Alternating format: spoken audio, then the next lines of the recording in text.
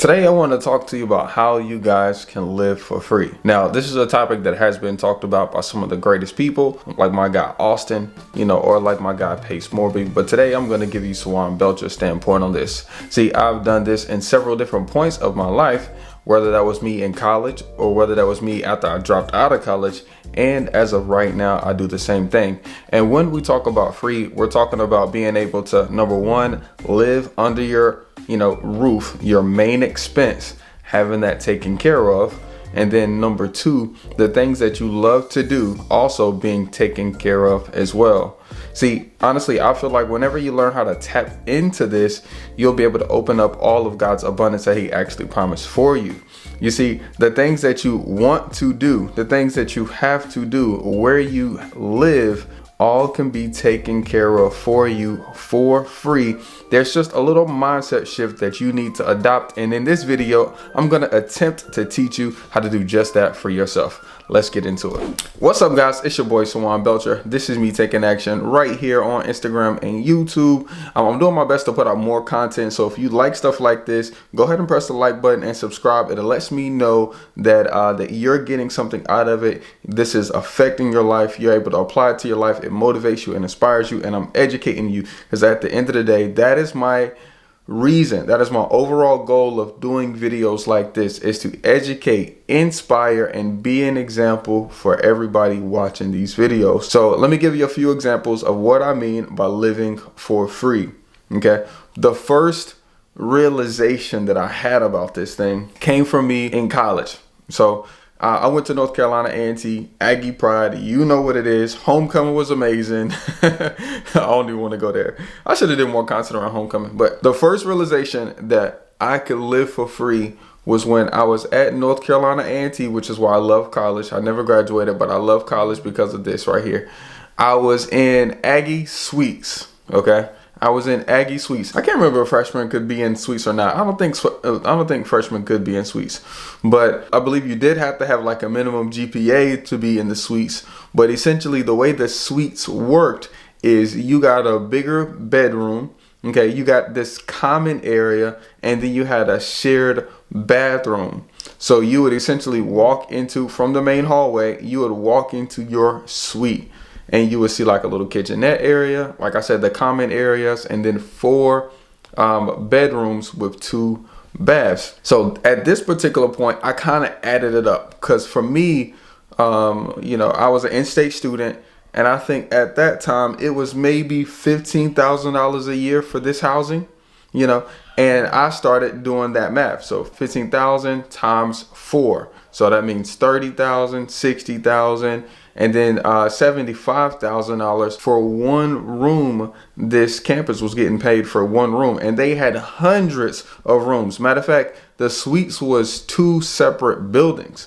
So, I mean, if you want to count 300 rooms in each building, they might have had more than that, honestly. It was probably more than that, but let's just say for simple math or just to increase your mindset, 300 rooms times 2, they had 600 rooms, and they're getting paid $75,000 per room for the year. That blew my mind when I started thinking about that. As I grew up in college, I knew that ultimately I would do this same thing off campus in my own apartment. You see, when you're in student housing, you're just paying for that room. But if you were off campus, you would get your whole apartment. It would be all yours. So if you had a 3-bedroom apartment, all 3 bedrooms are yours. And you might pay $700 to $1,000 for those apartments at the time. Okay. So I took that year to really start searching out what my plan was going to be, where I was going to live. I wanted to be close to campus. I needed to get the most amount of bedrooms that I could for the least amount, that kind of thing. And I needed the utilities to be low so that way this all could work out. So essentially, I ended up finding a spot over on Lawndale, which was probably about 10-12 minutes from school. And what was it called? It was called Amber Ridge at the time. I rented that apartment at Amber Ridge. Okay. Now this one was only, I believe it was a 2-bedroom. Okay. And I believe my rent was maybe $650 a month. I went on Craigslist, the free section. I went on Facebook, the free section, and I would go to the Goodwill and pick up cheap stuff. So I got my room furnished, I got the second room furnished, and I got the living room furnished as well. Put some dishes in there, boom, I got my own spot. Now, it did take me like a whole 2 months to really get set up, and I used my, what do they call it? My refund check from college to get all set up, okay? Like for the deposit, for the first 2 months rents, and for those items I needed. Now, once I got that room all set up with the mattress, a bed, a dresser, and a TV, and I got the internet on, I took pictures of the common area, the living room, the kitchen, and then I took pictures of that bedroom that I had set up. And I put that bedroom with the common area and the kitchen area up for rent on Craigslist for the same rent amount that I was paying. So I ended up getting several people who was interested, you know? And so why would people be interested in renting from you when they could just get a whole spot? Well, number one, some people are temporary. You know, some of my best tenants at that time was a guy who couldn't necessarily qualify because he didn't have proof of income to show property managers. Another guy, he stayed there. He paid 3 months up front, actually, and he was just there for the summer. He was a golf caddy for the women's PGA, and he stayed there with me for 3 months. You know, there's several people who need you in this particular case. So I would rent out that room for the exact amount that my rent was, and essentially I was able to live there for free. I only had to pay the utilities and the internet. That's one example.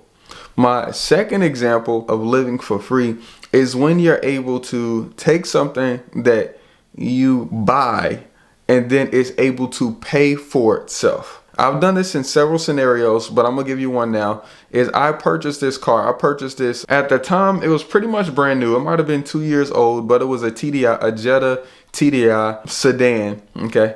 I think my payments on it at the time were like $350 a month or something like that. And I rented it out. Okay, I ended up renting it out to that same person, well, to one of those people that I rented the rooms to, and I rented it out for $475 a month. So it essentially paid for my car note and it paid for my insurance.